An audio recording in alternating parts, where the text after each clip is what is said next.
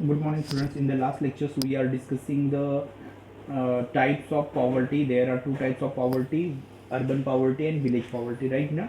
And when we are watching the village poverty, rural poverty, there are different types of labor are living there, especially marginal farmers, agricultural laborers, contractual workers, and landless labor are living there. Okay, and their agriculture productions is going to low each and every year.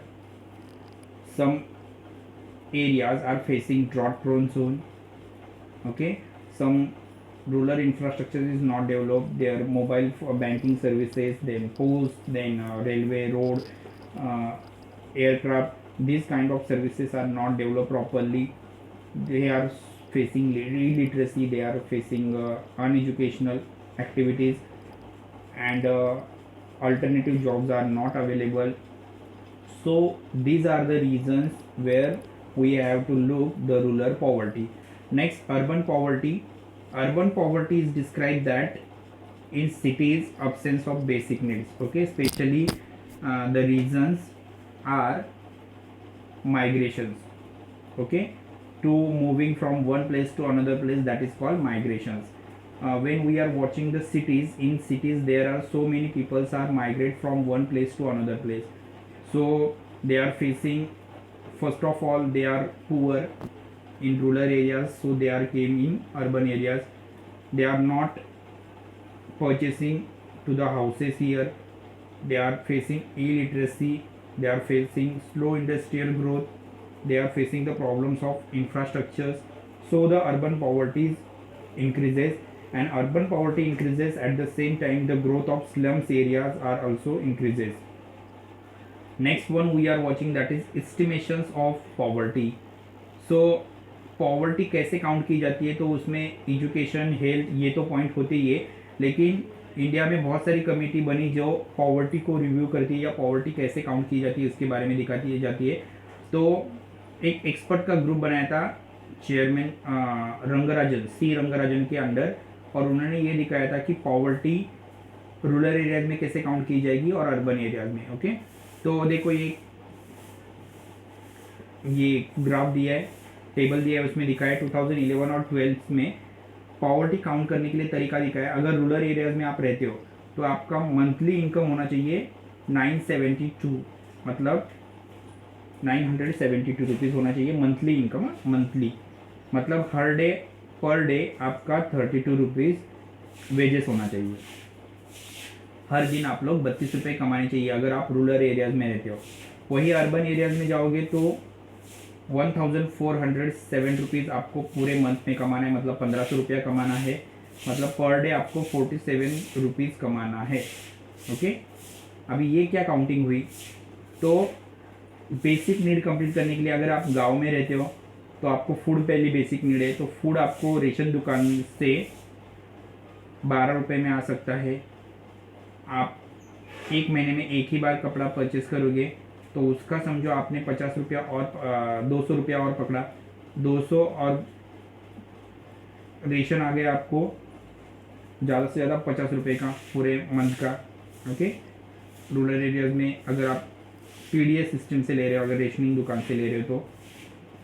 उसके बाद आता है shelter. Shelter की ज़रूरत नहीं है, गाँव में आपको ऑलरेडी बहुत सारी स्कीम अवेलेबल है जिसके तहत आपको गवर्नमेंट घर बना के देती है। तो 32 रुपीज़ आपके लिए इनफ है पूरे दिन में रहने के लिए, ऐसा सी रंगराजन कमेटी ने डिसाइड किया था। वही अगर आप सिटीज़ में रहते तो आपको 47 रुपीज़ चाहिए पर डे। ओके, आप रेशन का खाओ, देन आप कपड़े परचेस करो क्योंकि थोड़े से महंगे होंगे, तो 400 रुपया पकड़ा है उन्होंने, 50 रुपये का रेशन पकड़ा है जो गांव में रेट है वही। ओके, फूड शेल्टर यहाँ पे आप रेंट पे ले सकते हो, तो 900 रुपया उन्होंने रेंट भी पकड़ा है। तो ये भी अगर काउंट करोगे तो आप 1100 रुपये में आराम से रह सकते हो, और ऊपर के 300 रुपये आप एक्सटर्नल आपके पास सेविंग कर सकते हो। ये दिमाग में रखकर रंगराजन कमेटी ने ये अमाउंट डिसाइड की है। ओके, तो उस हिसाब से अगर काउंटिंग करेंगे तो रूरल एरियाज में आज 13.9% लोग पॉवर्टी के लाइन के नीचे है या गरीबी के नीचे है। अर्बन एरियाज में 26.4% लोग पॉवर्टी लाइन के नीचे है। टोटल रेशियो है 29.5%। ओके, तो इस हिसाब से काउंट करेंगे तो हर एक एरिया में पॉवर्टी कितनी है, हर एक रीजन्स में, हर एक स्टेट में। ये भी यहाँ पे दिया है, आंध्रा में 9.20% है, आसाम में 31.9% है, बिहार में 33% है, छत्तीसगढ़ में 39% है, गुजरात 16 है, हरियाणा 11.2 है, हिमाचल 8.1 है, जम्मू कश्मीर 10.4 है, झारखंड 36 है, कर्नाटका 20% है, केरला 7.1 है, मध्य प्रदेश 31 है, महाराष्ट्र 17.4 है, पंजाब 8.3 है, राजस्थान 47.7 है। तो अगर यहाँ पे काउंटिंग करोगे तो सबसे कम, अगर देखोगे तो सबसे कम पॉवर्टी है केरला में, ओके। और सबसे ज़्यादा पॉवर्टी काउंट करोगे तो वो अभी यहाँ पे दिया है छत्तीसगढ़, लेकिन छत्तीसगढ़ में उतनी नहीं है।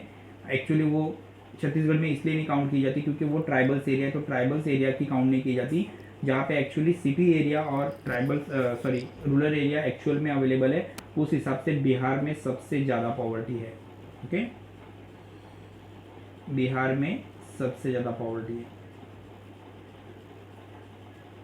तो नेक्स्ट अभी हम लोग देखेंगे that is causes of poverty, okay.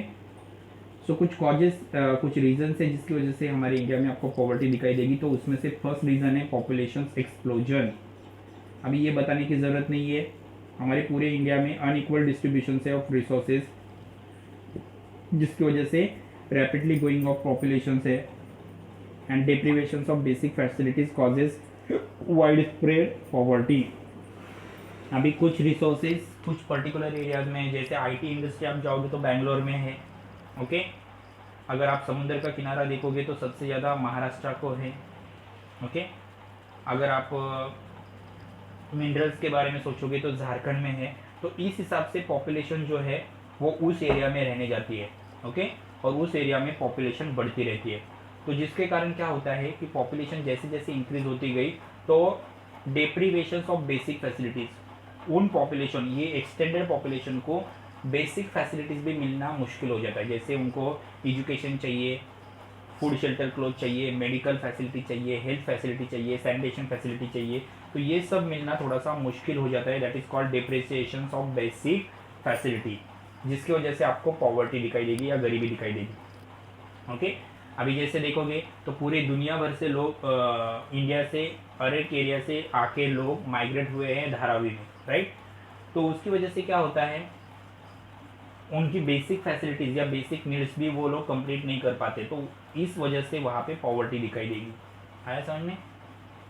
दूसरा है स्लो इकोनॉमिकल ग्रोथ।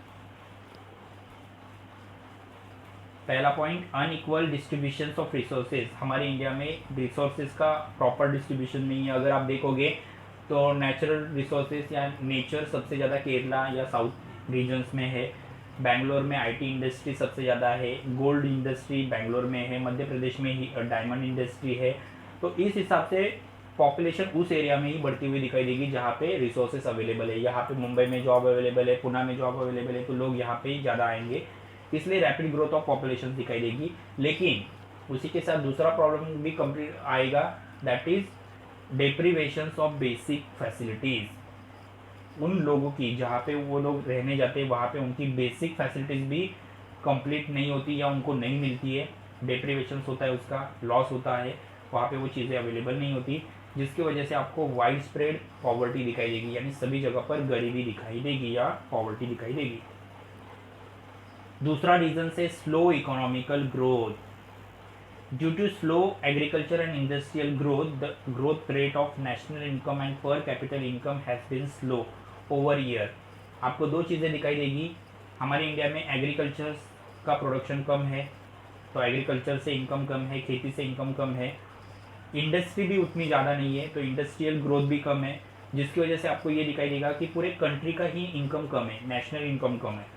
और दूसरा, पर कैपिटल इनकम, मतलब हर एक पर्सनस का भी इनकम उसकी वजह से कम है। कंट्री का भी इनकम कम है, नेशनल इनकम भी, और पर कैपिटल इनकम यानी हर एक पर्सनस का इनकम भी कम है, जिसकी वजह से आपको क्या दिखाई देगा, इंडिया में पॉवर्टी दिखाई देगी और स्टैंडर्ड ऑफ लिविंग भी लोगों का अच्छा दिखाई नहीं देगा, ओके। गरीबी भी दिखाई देगी और स्टैंडर्ड ऑफ लिविंग भी अच्छा नहीं दिखाई देगा, ओके। सो यहाँ पे ये समझ लो, हमें ये चार्ट याद रखना है जो पॉवर्टी एस्टिमेशन दिखाता है। हमारे इंडिया में रूरल एरियाज़ में अगर आपको रहना है तो 972 रुपीज़ आपके होने चाहिए मंथली सैलरी। ओके, मतलब पर डे आपको 32 रुपीज़ कमाना है, ऐसा 2011 की सेंसस कहती है। ओके, उसके बाद 2011 के हिसाब से अगर आप सिटीज़ में रहते हो तो आपको 1500 रुपया मंथली कमाना है। इसका मतलब 47 रुपीज़ आपको पर डे कमाना है। इसमें काउंटिंग ऐसे किया जाता है कि अगर आप 972 रुपीज़ कमा रहे हैं, 970 रुपीज़ कमा रहे हैं तो आपको 50 रुपये में रेशन मिल जाता है पीडीएस सिस्टम से, रेशन कार्ड से। उसके बाद 200 रुपये का आप शर्ट भी परचेज करोगे गांव में। ओके, और 100 रुपये की पैंट भी परचेज करोगे तो 300 रुपया पकड़ो। इस हिसाब से 350 हो गए। वहाँ पे शेल्टर की आपको ज़रूरत नहीं है, वो भी आपको गवर्नमेंट प्रोवाइड कर रही है। ओके, तो आपको ज़्यादा से ज़्यादा 500 रुपये में आपकी सारी ज़रूरतें वहाँ पे बेसिक नीड्स कंप्लीट होती है और 400 रुपये आप सेविंग कर सकते हो। ये रूरल एरिया का हिसाब है। उसी वक्त अर्बन एरियाज़ का हिसाब है कि अर्बन एरियाज़ में अगर आपको रहना है तो पर डे आप समझो आपको 50 रुपये का खाना लगता होगा। तो 50 रुपये के हिसाब से वहाँ पे ही आपको अर्बन एरियाज़ में आपकी नीड्स कंप्लीट होगी। समझो आप रेशन कार्ड से ले रहे हो तो 200 रुपये का आपको रेशन लगेगा, 300 रुपये के आपको कपड़े लगेंगे, 500 रुपये हो गए, 500 रुपये और 300 रुपये आपको आपके घर का रेंट लगेगा, 900 रुपये हो गए। बचे हुए पैसे आप सेविंग कर सकते हो या उसमें खर्च कर सकते हो। दैट इज़ अर्बन एरिया का ये हिसाब है, इसलिए 1407 रुपीज़ भी है वहाँ पे। ओके, इस हिसाब से हमारे यहाँ पे पॉवर्टी या गरीबी चेक करोगे तो रूरल एरियाज़ में 13.9% लोग गरीब है, अर्बन एरियाज में 26.4% लोग गरीब है समझ में। तो ये हिसाब है पॉवर्टी रेशियो का। यहाँ पे कुछ स्टेट भी दिए, स्टेट का भी पॉवर्टी रेट बताया है, पॉवर्टी इशू बताया है। इसमें से आपको पता चलेगा कि केरला सबसे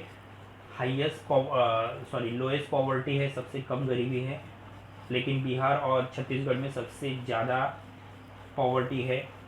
लेकिन छत्तीसगढ़ टोटली ट्राइबल्स या जंगल वाला एरिया होने के कारण उनकी पॉवर्टी काउंट नहीं की जा सकती। बिहार में सबसे ज़्यादा पॉवर्टी ऐसा हम लोग काउंट कर सकते हैं इस सर्वे के हिसाब से। Okay, so just read whatever we are teaching. If you have any queries ask me any time. Okay, thank you students.